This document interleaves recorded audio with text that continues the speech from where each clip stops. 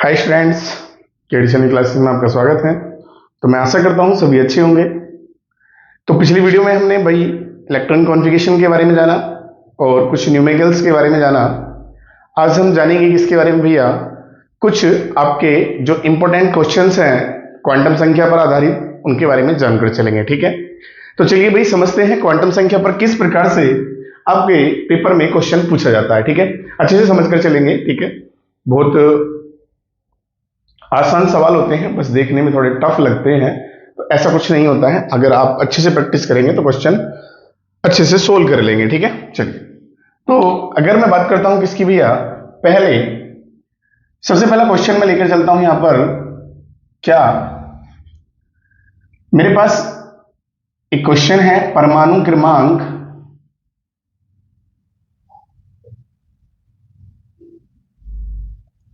17 वाले तत्व के अंतिम इलेक्ट्रॉन के लिए, किसके लिए भैया, अंतिम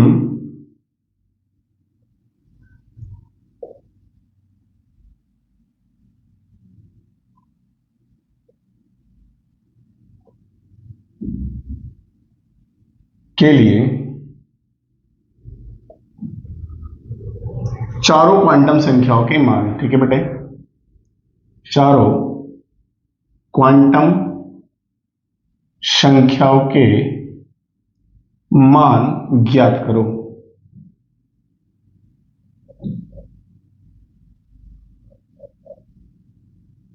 ठीक है, तो ये क्वेश्चन हमारा यहां से कैसे क्लियर होगा, इसको हम लोग समझ कर चलते हैं।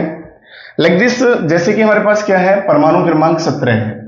तो मैंने पिछली वीडियो में आपको इलेक्ट्रॉनिक कॉन्फ़िगरेशन निकालना बता दिया था कि इलेक्ट्रॉनिक विन्यास कैसे निकालते हैं हम। तो 17 परमाणु क्रमांक होता है Cl का, और इलेक्ट्रॉनिक विन्यास जब हम निकालेंगे तो 1s2 2s2 2p6 और 3s2 3p कितना आएगा भैया, 5 आएगा। ठीक है, तो हमें पता है 17 है, तो 2 4 6 10 2 12 5 17, इलेक्ट्रॉनिक कॉन्फ़िगरेशन क्लियर हो गया। लेकिन भाई कॉमन ये बात समझनी है बेटे कि जो लास्ट इलेक्ट्रॉन है वो किस में एंटर कर रहा है, 3p5 में एंटर कर रहा है। तो हमारा मतलब क्या है, 3p5 के अंतिम इलेक्ट्रॉन से हमें बताना है कि चारों क्वांटम संख्याओं के लिए मान क्या होंगे। ठीक है, तो 3p5, अब मान लो हमारे पास 3p क्या है, 5 है।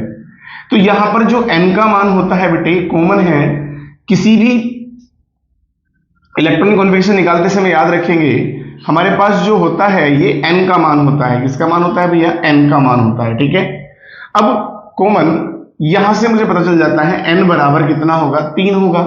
लेकिन l का मान कैसे हम निकालेंगे, उसके लिए ट्रिक समझेंगे। हमारे पास जो उपकोष होते हैं वो कौन कौन से होते हैं भैया, उपकोष हमारे पास होते हैं लाइक दिस, जैसे उपकोष में हमारा आ गया S P D F। ठीक है, और इसके लिए L का मान जो होता है 0 1 2 3। ठीक है, अगर G आ जाता है तो 4 आएगा। ठीक है, अब कॉमन यहां पर देखो कौन सा उपकोष आ रहा है, P उपकोष आ रहा है, और P उपकोष के लिए यहां पर L का मान कितना होगा भैया, हमारा L का मान P उपकोष के लिए यहां पर क्या होगा, 1 होगा, क्योंकि P के लिए L का मान 1 होता है। ये ट्रिक याद रखेंगे। ठीक है, तो L बराबर मेरा कितना आ जाएगा, यहां पर 1 आ जाएगा। उसके बाद NL, उसके बाद कौन आता है भैया, M। अब M का मान निकालने के लिए मुझे फिर से एक ट्रिक के बारे में जानना पड़ेगा, और वो ट्रिक क्या है, यहां पर देखो क्या है, P उपकोष है। कौन सा उपकोष है, P। तो आप लोग याद रखेंगे S उपकोष के लिए केवल एक ही कक्षक होता है, और जिसका मान क्या होता है, 0 होता है। क्या होता है, 0 होता है। और P उपकोष के लिए कितने कक्षक होते हैं भैया, हमारे 3 होते हैं, Px Py और Pz, और जिनके लिए मान -1 0 +1 होते हैं। और अगर मैं d ऑर्बिटल की बात करूं बेटे, तो d ऑर्बिटल के लिए हमारे पास होते हैं कितने कक्षक भैया, 5 कक्षक होते हैं। कितने कक्षक भैया, 5। और इनके लिए मान जो होते हैं dxy dyz और dzx, dx² से y² और dz²। ठीक है, नाम याद ना रहे कोई बात नहीं, आपने पहले भी इनको पढ़ा है। वैल्यू याद रखो बस, -2 -1 0 +1 +2। ठीक है, ये वैल्यू होती है। ऐसे एफ में कितने आते हैं, 7 आते हैं कक्षक। तो कॉमन आपको sp_d पर ही पूछेगा, इससे ज्यादा नहीं पूछेगा।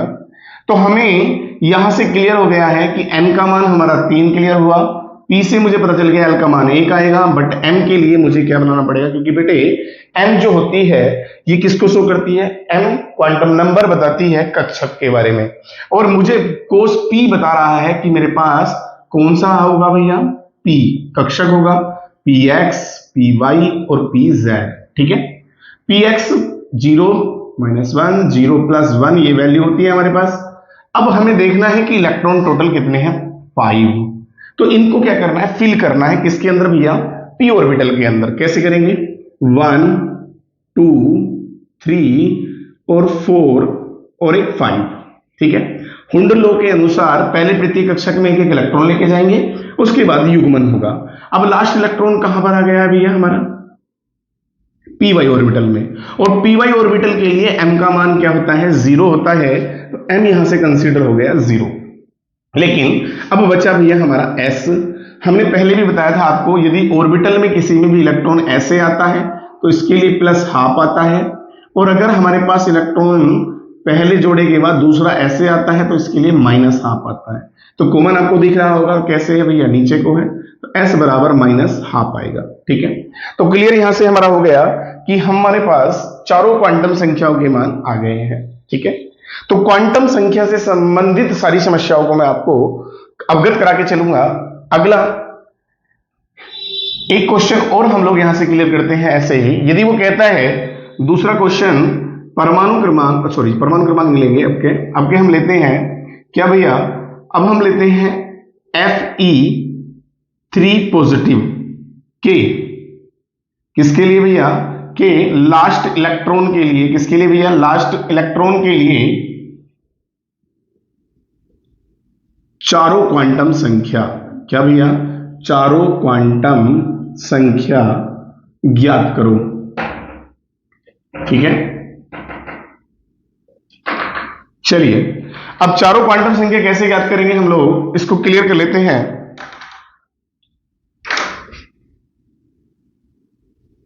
Fe3 पॉजिटिव का सबसे पहले आपको इलेक्ट्रॉनिक कॉन्फ़िगरेशन निकालना आना चाहिए। कैसे आप लोग इलेक्ट्रॉनिक विन्यास निकालते हैं ये आपका पॉइंट क्लियर हो जाना चाहिए, ठीक है।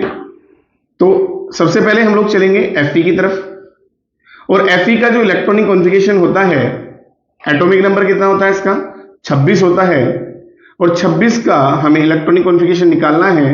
तो सबसे पहली बात तो मैंने आपको बताया है कि कॉमन हम लोग इलेक्ट्रॉनिक विन्यास सही तरीके से निकालेंगे तभी हम सवाल को क्लियर कर पाएंगे। तो बहुत बच्चे यहां पर गलती करते हैं, आप भी भविष्य में ऐसी गलती मत करना, इसको समझ कर चलेंगे। जब आप इलेक्ट्रॉनिक कॉन्फ़िगरेशन निकाल रहे होते हैं तो 1s2 2s2 2p क्या है 6, 3s2 3p 6, और 3 के बाद बच्चे क्या करते हैं 4s2 और 3d 6। ऐसे ही सर आपके इलेक्ट्रॉनिक कॉन्फ़िगरेशन निकालना सिखाते हैं, क्योंकि 4s के बाद 3d में प्रवेश करता है, कॉमन बात है, सही है, बिल्कुल सही बात भाई। लेकिन एक प्रॉब्लम यहां पर ये आ जाती है, क्योंकि मैंने इलेक्ट्रॉनिक कॉन्फ़िगरेशन निकालना इस तरह से नहीं सिखाया। मैंने कहा था कि मैं तीसरे आवर्त को एक साथ लेकर चलता हूं ताकि हमें आगे इलेक्ट्रॉनिक विन्यास में दिक्कत ना हो। तो मैंने तरीका बताया था, ये भी सही है, वैसे इलेक्ट्रॉनिक कॉन्फ़िगरेशन गलत नहीं है। अगर मैं कहूं तो मैं तो कहता हूं ऐसे इलेक्ट्रॉनिक कॉन्फ़िगरेशन निकालिए, 1s2 2s2 2p क्या जाएगा हमारे पास भैया 6, उसके बाद 3s2 3p 6, 3d लिख दीजिए, 4s में 2 इलेक्ट्रॉन एंटर कराइए, बचे हुए शेष कितने, अच्छा है यहां पर ले आइए, ठीक है। क्योंकि इलेक्ट्रॉनिक कॉन्फ़िगरेशन का तरीका दोनों का सही है, गलत नहीं है, बट जब आप Fe3 पॉजिटिव का इलेक्ट्रॉनिक कॉन्फ़िगरेशन निकाल रहे होंगे तो हमारे पास 3 पॉजिटिव का मतलब होता है कि 3 इलेक्ट्रॉन को वो खो चुका है। अब 3 को खोएगा तो बच्चे क्या करते हैं, 26 में से 3 घटाते हैं, और कितने बचेंगे भैया हमारे, 26 में से 3 जाएंगे तो 23 बचेंगे, और 23 पे इलेक्ट्रॉनिक कॉन्फ़िगरेशन निकाल देते हैं। लेकिन वो गलत हो जाता है बेटे, इस तरह से इलेक्ट्रॉनिक कॉन्फ़िगरेशन गलत आएगा। हमें पहले सही तरीके से इलेक्ट्रॉनिक विन्यास निकालना है, फिर हमें 3 इलेक्ट्रॉन खोने हैं। इस वाली सिचुएशन में 3 पॉजिटिव के लिए बच्चे इलेक्ट्रॉनिक कॉन्फ़िगरेशन निकालते हैं 4s2 3d 3, ठीक है, लास्ट सेल में। इस सिचुएशन से क्यों, वो सोचेगा कि लास्ट से इलेक्ट्रॉन निकालना है तो लास्ट में तो 3d आ रहा है, और 3d आ रहा है तो 3d से इलेक्ट्रॉन निकाल देंगे। लेकिन बेटे गलत हो जाएगा। क्यों गलत हो जाएगा, 3d से इलेक्ट्रॉन निकालने का मतलब क्या हो गया, आपने क्या किया, बाहर वाले सेल से अंदर वाले, क्योंकि 4s का मतलब है बाहर वाला सेल। ये तरीका गलत होगा अगर आप इस तरह का इलेक्ट्रॉन कॉन्फ़िगरेशन निकालते हैं। ठीक है, आपको कैसे निकालना है भैया, यहां ध्यान दो, पहला सेल, दूसरा सेल, तीसरा, यहां तक कंप्लीट होता है, उसके बाद फोर्थ सेल। तो मैं कहता हूं ये मेरा नाभिक है, उसके बाद पहला सेल, दूसरा सेल और तीसरा और चौथा। तो 4 सेल मेरे पास आते हैं। तो जब मैं किसी माध्यम से एनर्जी दूंगा तो इलेक्ट्रॉन पहले किससे जाएगा बाहर भैया, सबसे बाहर वाले से जाएगा ना, कहीं ऐसा तो नहीं अंदर वाले से चला जाएगा, नहीं बाहर वाले से जाएगा। और बाहर नंबर पर कौन आता है, 4s2 आता है। अब कहोगे आप जी इलेक्ट्रॉन तो एंटर पहले हम 4s में करा रहे हैं, उसके बाद 3d में ले जा रहे हैं। भैया एनर्जी कम है किसकी भैया, 4s2 की, इसलिए इलेक्ट्रॉन 4s में पहुंच रहा है। अगर 4s की एनर्जी कम है तो इसलिए 4s में पहुंच रहा है, मगर 3d की एनर्जी ज्यादा है इसलिए बाद में जा रहा है। लेकिन इस चीज से हमारा कोई मतलब नहीं है कि हम एनर्जी बाहर से दें तो अंदर वाले, बाहर वाले कोष को छोड़कर अंदर वाले कोष पर क्या कर दें, एनर्जी का आक्रमण कर दें, ऐसा होगा ही नहीं। तो बाहर वाले कोष पर एनर्जी पहले अटैक करेगी, तो वहां से इलेक्ट्रॉन पहले रिड्यूस होगा। तो 2 इलेक्ट्रॉन पहले यहां से रिड्यूस होंगे, एक अतिरिक्त कहां से जाएगा, 3d से। तो सही इलेक्ट्रॉन कॉन्फ़िगरेशन क्या आएगा इसका, 1s2 2s2 2p6 3s2 3p6 3d। 4s का तो मैटर ही खत्म हो गया, क्योंकि 4s से 2 इलेक्ट्रॉन गए, हमारे पास तो 3 जाने हैं, तो 2 4s से गए और एक d से गया, तो 3d क्या आ गया भैया, हमारा 5 आ गया। तो सही इलेक्ट्रॉन कॉन्फ़िगरेशन ये होगा, ध्यान रखेंगे, ना कि ये तरीका होगा, ये गलत होगा बेटे। ठीक है, तो इसे नहीं तारेंगे, ये ध्यान रखेंगे, बस ये तीनों चीजें हमारी क्लियर रहती हैं। अब क्वांटम संख्या का मतलब किससे है, अंतिम इलेक्ट्रॉन किस में आएगा भैया, हमारा 3d5 में आएगा। तो चलिए भाई 3d5 के लिए हम लोग क्लियर कर लेते हैं। सबसे पहले n का मान जो होता है हमारे पास कितना आ जाएगा, 3, क्योंकि n हमारा क्या होता है, मुख्य कोष होता है, और मुख्य कोष किसी भी उपकोष के सामने रखा होता है। ठीक है, उसके बाद आते हैं, अब हमारे पास उपकोष क्या है, d, और d उपकोष के लिए हमारा यही कंसीडर हो जाएगा।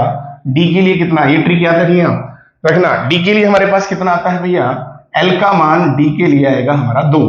चलो ये भी क्लियर हो गया है। उसके बाद हमारे पास आता है क्या भैया, अब L के बाद आता है हमारे पास m का मान, और m का मान डिपेंड करेगा किस पे भैया, कक्षक पर। और d उपकोष में जो कक्षक होता है वो कितने टाइप का होता है भैया, 5 टाइप का होता है। कितने टाइप का होता है, 5, और जिसकी वैल्यू -2 -1 0 +1 और +2 होती है। ठीक है, अब यहां से m का मान निकालना है, तो हमारे पास 5 इलेक्ट्रॉन है, पांचों इलेक्ट्रॉन को हम फील करना शुरू करेंगे। तो d5 में से हमने इलेक्ट्रॉन को फील करना शुरू किया, 1 2 3 4 5 6 7, ठीक है, लेकिन तो ज्यादा हो गए हैं, हमारे पास तो केवल 5 इलेक्ट्रॉन है, और 5 इलेक्ट्रॉन को फिल करते हुए लास्ट 5वां इलेक्ट्रॉन कहां पहुंचा है हमारा, यहां पर पहुंच गया है। तो m का मान हमारे पास कितना आ गया है, +2 आ गया है। नेक्स्ट अगर मैं बात करता हूं किसकी भैया, s की, किसकी बात करता हूं भैया, s की। अब मेरा इलेक्ट्रॉन जो एंटर कर रहा है वो कैसे है, क्लॉकवाइज है, एंटी क्लॉकवाइज है, तो क्लॉकवाइज है, और क्लॉकवाइज के लिए मेरा मान आएगा +12। कितना आएगा भैया मेरा, +12। कॉमन क्लियर हो गया। तो इस प्रकार से मैं यहां से क्वेश्चन क्लियर कर सकता हूं इस तरह का। ठीक है, एक और क्वेश्चन मैं यहां पर क्लियर करता हूं, तीसरे नंबर का क्वेश्चन क्या है भैया, और वो क्वेश्चन मेरा क्या होगा कि यदि वो कहता है यदि n बराबर 4 तो L M S के कुल मान, क्या भैया, के कुल मान ज्ञात करो। ठीक है, और इसके लिए एक सुपर ट्रिक है, आप लोग कॉमन इसको बड़े रूप में भी हम लोग निकाल सकते हैं, लेकिन शॉर्ट ट्रिक पर भी आप लोग इसके निकाल सकते हो कि टोटल मान की संख्या अगर आपसे पूछता है, कुल मान की संख्या ज्ञात करो। अगर मैं कहूं यहां से मान ज्ञात करो ना, कह गए कुल मान की संख्या ज्ञात करो, तो आपको क्या करना है, एक शॉर्ट ट्रिक लगानी है, उससे आप लोग इसको ज्ञात कर सकते हैं। कैसे भैया, कॉमन यदि मैं बात करता हूं यहां पर n का मान दिया है 4, तो L बराबर होता है हमारा n के, और m की अगर मैं बात करूं तो m बराबर होता है n² के, और अगर मैं s की बात करूं तो बेटे s बराबर होता है 2n² के। ठीक है, तो इस प्रकार से हम कुल मानों की संख्या निकाल सकते हैं। अब हमारे पास n बराबर कितना है, 4, तो बराबर L का मान भी कितना आएगा, 4 आएगा। ठीक है, कुछ बच्चे कहेंगे जी L का मान तो n के मान से कम होता है, बिल्कुल सही बात है भैया, n बराबर 1 2 3 4 होता है। ठीक है, क्योंकि 0 नहीं होता, लेकिन L का मान 0 1 2 3 होता है। तो संख्या बराबर ही बैठेगी, 1 2 3 4 ही बैठेगी। ठीक है, चलिए आगे बात कर लेते हैं किसकी भैया, एन स्क्वायर की। तो एन स्क्वायर में क्या जाएगा हमारा भैया, 4 का वर्ग आएगा और 4 का वर्ग बराबर कितने मान आएंगे, 16 मान आएंगे एम के टोटल। उसके बाद अगर मैं एस की बात करूं तो एस बराबर 2 गुना 4 का वर्ग आएगा तो बराबर कितना जाएगा, 4 चौक 16 दूनी 32। ठीक है, तो इस प्रकार से हम लोग क्या कर सकते हैं, कुल मानों की संख्या ज्ञात कर सकते हैं। अगर वो क्वेश्चन में कहे n बराबर 4 के लिए मुख्य दिगंशी चुंबकीय क्वांटम संख्याओं के मानों की गणना करो, तो गणना करने के लिए आपको क्या करना है, इसकी भी ट्रिक मैं बता देता हूं आपको कि वहां पर फिर आपसे वो पूछ रहा है क्या भैया, n बराबर 4 के लिए, n बराबर 4 के लिए हमें पता है l के जो पॉसिबल मान होंगे वो कितने होंगे भैया, l बराबर 0 1 2 और एक 3 होंगे। और अगर मैं m की बात करूं तो भैया m बराबर l के मान 0 के लिए m का मान 0 होता है और 1 के लिए -1 0 सहित +1 होता है, -2 आगे -1 0 +1 और +2 होगा। और 3 के लिए कितना आ जाएगा भैया हमारा, 3 के लिए आ जाएगा -3, ठीक है, -2 -1 0 +1 और +2 और +3। ठीक है, तो कॉमन अगर s के मान की बात करूं तो मुझे पता है s का मान क्या होता है, प्रत्येक मान के लिए, किसके लिए, s का मान प्रत्येक m के मान के लिए 2 मान होते हैं बेटे, एक +½ और एक -½।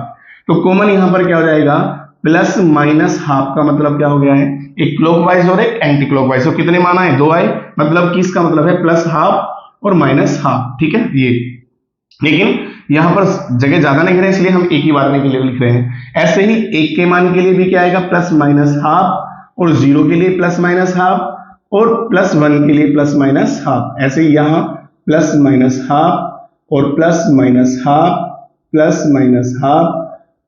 +-½ डैश दिखा रहा हूं मैं, सबके लिए ऐसे ही लिखते जाएंगे। तो टोटल संख्या देखेंगे हम लोग कितनी आएगी, देख लीजिए।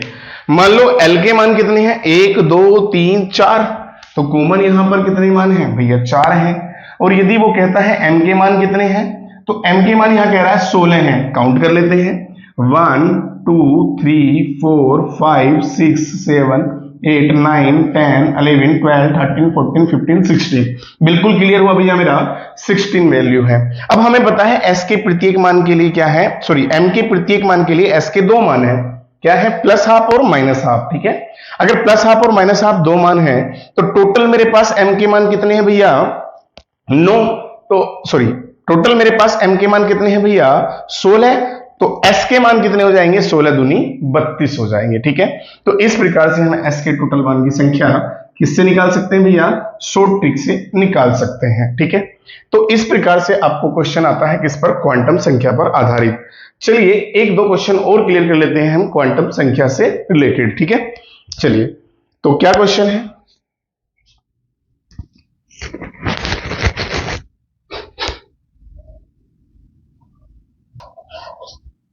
चलिए यदि कहीं ऐसा ना हो, आपको कैसे दे दे क्वेश्चन, इस तरह से दे दे, वो कहने लगे यदि n बराबर 2 और l बराबर 1 और m बराबर, कहता है वो m बराबर -1 और s बराबर क्या देता है, +½ हो, तो कक्षक को पहचानो या कक्षक की पहचान कीजिए। ठीक है बेटे, क्लियर है, या कौन सा कक्षक संभव है या नहीं है, ऐसे भी पूछ सकता है। तो कॉमन बात ध्यान रखेंगे, n बराबर 2, l बराबर, m बराबर, s बराबर, सारी वैल्यू आपके पास है। तो जैसे हमने अभी वैल्यू निकाली उसी के अकॉर्डिंग हमें चलना है। n बराबर 2 का मतलब होता है 2। ठीक है, अब l बराबर किसको बताता है भैया, अभी हमने जाना था l बराबर 0 1 2 3 किसको बताते हैं, of course s p d f को बताते हैं। अब l का मान 1 है तो उल्टा जाइए, आपके p ऑफकोर्स हो जाएगा 2p। आगे कहता है m बराबर -1, मगर m बराबर -1 का मतलब और s बराबर +½ का मतलब होता है हमें कक्षक में इलेक्ट्रॉन की उपस्थिति बतानी, कितने इलेक्ट्रॉन है। अब उसके लिए दोनों लेके चलने पड़ेंगे एक साथ, पी ऑर्बिटल कितने टाइप का होता है भैया? 3 टाइप का होता है, जिसका मान -1 0 +1 होता है, ठीक है। अब यहां पर कॉमन देखो, उसने कहा m बराबर -1, बिल्कुल क्लियर बात है, लेकिन s बराबर कह रहा है +12। तो 2 सिचुएशन याद रखेंगे। पहली सिचुएशन, इलेक्ट्रॉन यहां भरा जाए, यहां भरा जाए, यहां भरा जाए और लास्ट आके यही हो, पहली सिचुएशन। दूसरी सिचुएशन, इलेक्ट्रॉन मेरा -1 0 +1 क्या है भैया, मेरा इलेक्ट्रॉन केवल यहां भरा जाए। ये सिचुएशन तो बताती है, ये सिचुएशन बताती है कि s का मान यहां पर होगा -12, और ये सिचुएशन बताती है मेरे पास कि यहां s का मान होगा मेरा +12, ठीक है बेटे। तो अब कॉमन बताइए कौन सी सिचुएशन आपकी सही है? बिल्कुल दोनों में m का मान -1 शो हो रहा है, दोनों के लिए सिचुएशन वही है, एक ही काम करेगी, बट मेरा s क्लियर करेगा कि यहां पर इलेक्ट्रॉन कितने हैं। यदि s प्लस का है तो इलेक्ट्रॉन केवल एक होगा, यदि s किसका है भैया, मेरा माइनस का है, तो मेरे इलेक्ट्रॉन कितने होंगे भैया? 1 2 3 4 होंगे।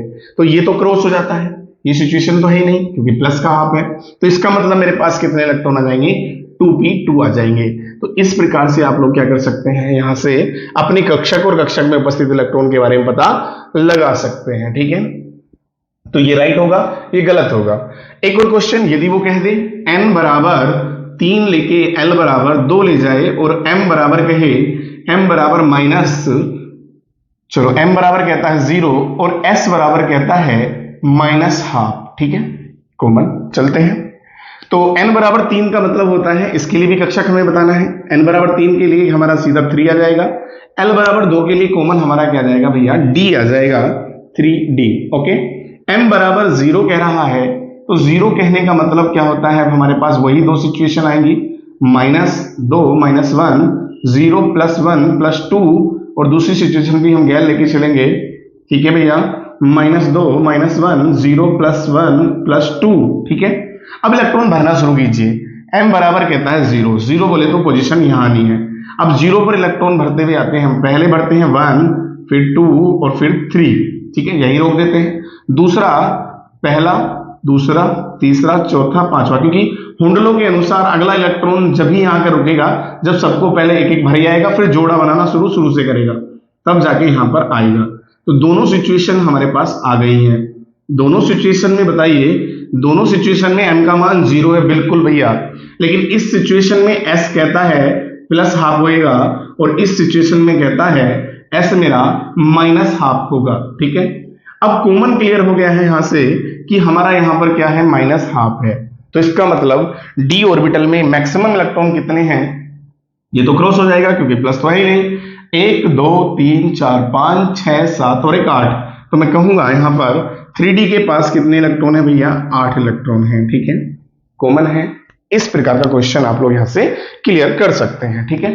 अब आगे चलते हैं, नेक्स्ट हम किस पर भैया? नेक्स्ट क्वेश्चन हमारा होगा किस पर आधारित भैया? एक क्वेश्चन ऐसे पूछ लेता है कि Cr3 पॉजिटिव में क्या भैया? अयुग्मित इलेक्ट्रॉनों की संख्या, क्या पूछ लेता है? अयुग्मित इलेक्ट्रॉनों की संख्या, अयुग्मित इलेक्ट्रॉन क्या होंगे, ठीक है बेटा, इलेक्ट्रॉन की संख्या बताइए। चलो अब कैसे बताओगे आप लोग, ये भी पॉइंट हम यहां से क्लियर करेंगे। तो अयुग्मित इलेक्ट्रॉन को अनपेयर्ड इलेक्ट्रॉन भी कह देते हैं, क्या कह देते हैं भैया? अनपेयर्ड इलेक्ट्रॉन, क्या कह देते हैं? अनपेयर्ड इलेक्ट्रॉन, ठीक है भैया। तो अनपेयर्ड इलेक्ट्रॉन जो है हमारे, वो कैसे क्लियर होंगे उसको हम क्लियर करते हैं। अनपेयर्ड इलेक्ट्रॉन निकालने के लिए सबसे पहले हमें क्या करना पड़ेगा? इलेक्ट्रॉनिक कॉन्फ़िगरेशन निकालना होगा। और Cr3 पॉजिटिव का इलेक्ट्रॉनिक विन्यास निकालने के लिए मैंने ट्रिक बताई है, पहले Cr का निकालिए क्योंकि ये अपवाद है, ये ध्यान रखना। 1s2 s2p6 3s2 3p6, और उसके बाद आता है हमारे पास भैया 3d, मैंने तीसरा कोस एक साथ मिला लिया, ध्यान रखना, 4s1 और 3d 5। अगर वो पॉजिटिव कहता है तो Cr3 पॉजिटिव में 3 इलेक्ट्रॉन खोने वाला है, एक 4s से जाएगा और एक d से जाएगा। तो कॉमन हमारे पास 1s2 से शुरू करके क्या आएगा? 3d, एक यहां से गया, 2 यहां से गए, 3d कितना जाएगा हमारे पास? 3 आ जाएगा, ठीक है भैया, कितना जाएगा? 3, क्योंकि 3 इलेक्ट्रॉन हम लोग खो चुके हैं। अब अंतिम इलेक्ट्रॉन क्या आया है? 3d3 आया है, मतलब कि 3d में 3 इलेक्ट्रॉन आए हैं, तो सीधा आप लोग डी कोष बना लेंगे, सॉरी डी कक्षक बना लेंगे और 3D3 के लिए इलेक्ट्रॉन भरना शुरू करेंगे। तो टोटल इलेक्ट्रॉन 1 2 और एक 3, मतलब कि 3 इलेक्ट्रॉन पहुंचे हैं किसमें, डी कक्षक में। अब मैं यहां से कहूंगा यहां पर मेरे टोटल अनपेयर्ड इलेक्ट्रॉन कितने हैं, अनपेयर्ड इलेक्ट्रॉन मेरे आ गए हैं यहां पर 3 भैया। कितने आ गए हैं भैया, 3 आ गए हैं, क्योंकि अब हमारे पास 3 इलेक्ट्रॉन ऐसे हैं जिनका कोई जोड़ा नहीं है। अगर सिचुएशन ये आ जाए भैया D9 वाली, तो D9 वाली सिचुएशन में इलेक्ट्रॉन कैसे फील होंगे, लाइक दिस 1 2 3 4 5 6 7 8 और एक 9। अब ध्यान देंगे यहां पर कितने अनपेयर्ड होंगे भैया, केवल 1 अनपेयर्ड होगा, क्योंकि यहां तो पेयर्ड हो चुके हैं, जोड़ा बन गया है।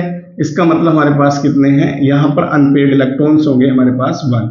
ठीक है बेटे, अनपेयर्ड इलेक्ट्रॉन कितने होंगे, यहां पर 1 होंगे, यहां पर 3 है। ठीक है, जो जोड़े के बिना होता है उसे अनपेयर्ड बोलते हैं, अयुग्मित। और एक बात और बता दूं, यदि किसी भी कक्षक में अनपेयर्ड इलेक्ट्रॉन प्रेजेंट है तो उसे कहते हैं अनुचुंबकीय प्रकृति का होगा, और यदि इलेक्ट्रॉन पूरे पेयर्ड हैं तो उसे कहते हैं प्रतिचुंबकीय प्रकृति का होगा। ठीक है बेटे, तो इस प्रकार से हमने यहां पर कुछ क्वांटम संख्या से रिलेटेड इंपोर्टेंट क्वेश्चनों को क्लियर किया है। आज के लिए इतना ही, मिलते हैं फिर नेक्स्ट वीडियो में।